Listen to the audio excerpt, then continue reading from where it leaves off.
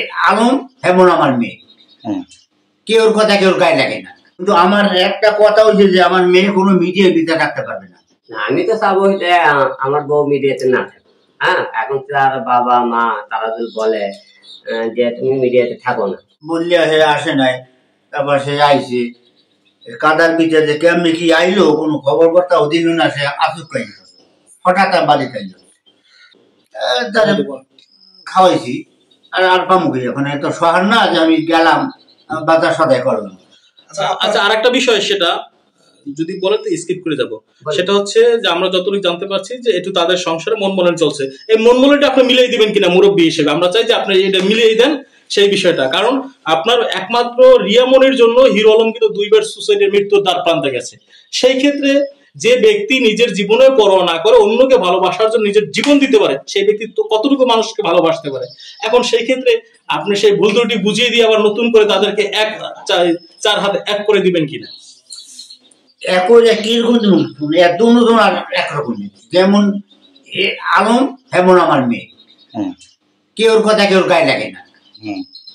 এরা দুজনের অপরাধ, কিন্তু একজনের অপরাধ অপরাধ হয় না।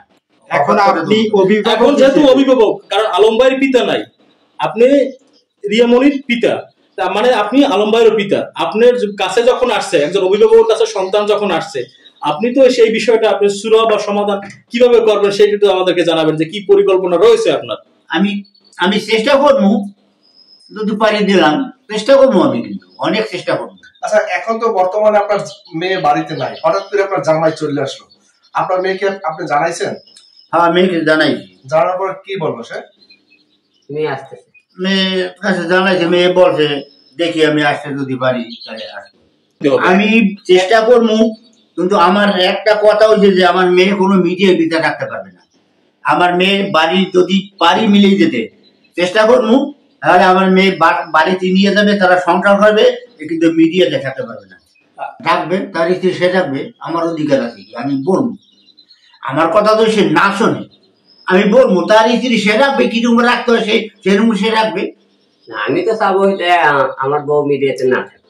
হ্যাঁ, এখন তার বাবা মা তারা যদি বলে যে তুমি মিডিয়াতে থাকো না, এখন তার সত্ত্বেও যদি সে যদি থাকে, তারপরে তো আমাদের এলাকার বাবারও কোনো এলাকার দায়ী নাই, আমিও কোনো দায়ী নাই।